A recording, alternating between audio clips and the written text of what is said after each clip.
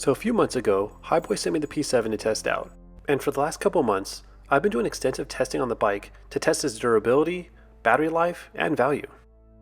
And I've done extensive miles just right around town I live in, but in order to really test out the P7's capabilities, I've conducted 3 tests: a Hillclimb challenge, a commuting test, and an off-road test.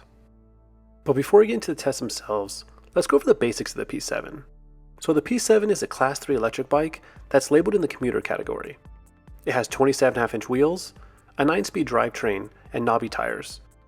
The P7 is powered by a 500-watt brushless rear hub motor that provides 70 Nm of torque and has a 696 Wh lithium-ion battery that Hiboy says is good for up to 68 miles of pedal assistance. But now, let's see how the P7 did.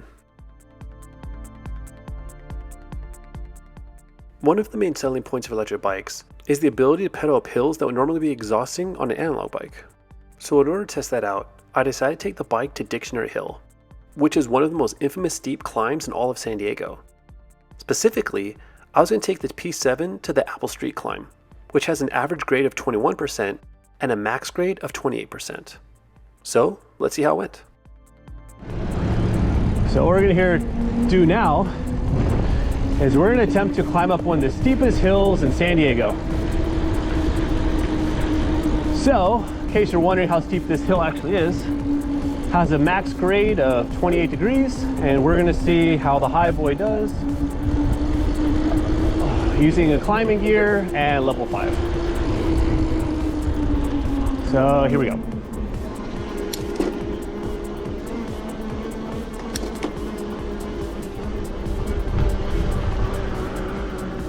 So far, so good.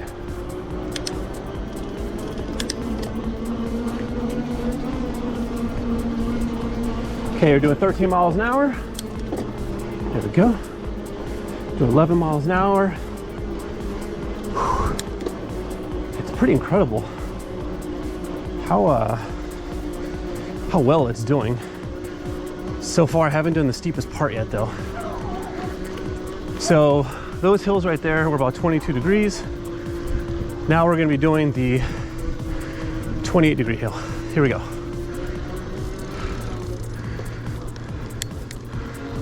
Here we go.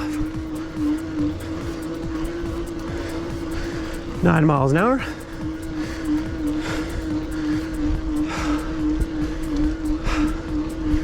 Not too bad. We are in the lowest climbing gear, which is a 32 tooth. Here we go. 8 miles an hour.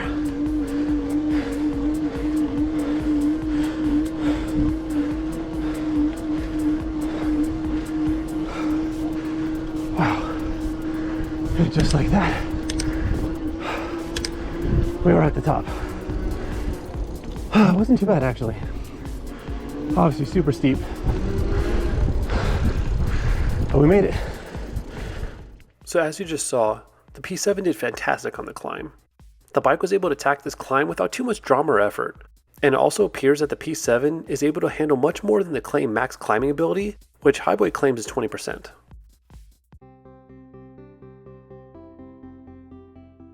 Next, I want to test what the Hiboy was really designed for, and that's commuting.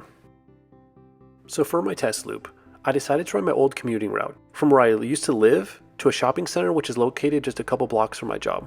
According to Google Maps, this route is 15.5 miles. And if I were to drive my car using the same route, it would take me about 28 minutes. But if I were to take public transportation, it would take me 2 hours. So with that, I powered up the P7 and took off for the test. My plan for the test was to try and avoid all the main roads if all possible, and enjoy the neighborhoods and the side roads. And just a quick side note, I did the ride at 11 a.m. on a Monday, so I wasn't riding during peak traffic. After heading into one of the main roads, I was able to take a road through Mission Trails, which is a beautiful regional park that offers stunning views and a beautiful rugged terrain in the heart of San Diego. And while riding through the park, it occurred to me that many people in cars probably drive past this road every single day, not realizing the beauty that they're missing. Once I finished riding through Mission Trails, I had to stretch on the main road, so I decided to put the hammer down.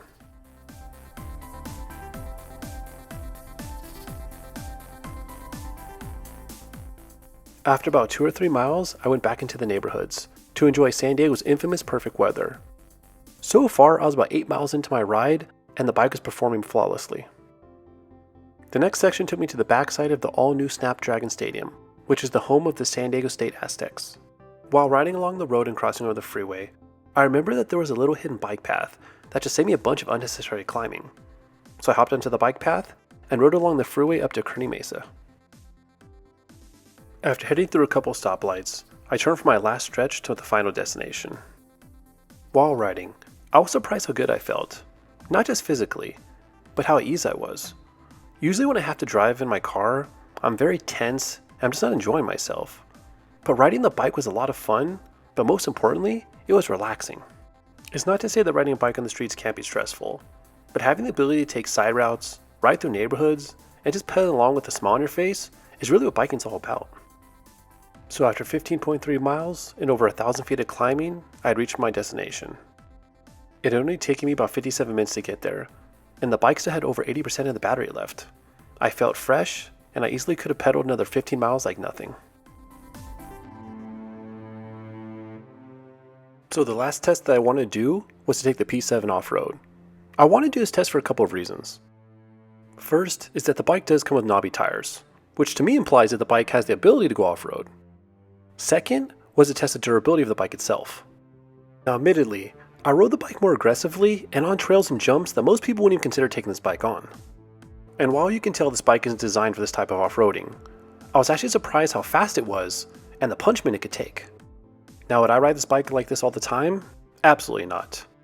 I do commend the P7 for handling what I could throw at it, but at the end of the day, this bike is a commuter bike, and I do feel that eventually something would break. But what this test did show me is that the P7 is more than capable to be reliably taken on very basic dirt trails and paths, but also has the ability to have some fun and let loose.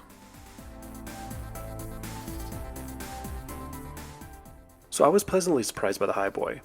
When I first unboxed the P7, I wasn't really too sure what to expect. But this is a solid electric bike that has a decent amount of power, a long battery life range, exceptional climbing, the ability to go on dirt paths, and most importantly, it won't break the bank. And with the $1,000 electric bike segment increasing, it's sometimes hard for bike companies to separate themselves from the competition.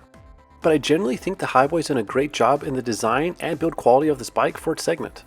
And for this price point, it's a hard bike to beat. But thank you so much for watching, and have a great one.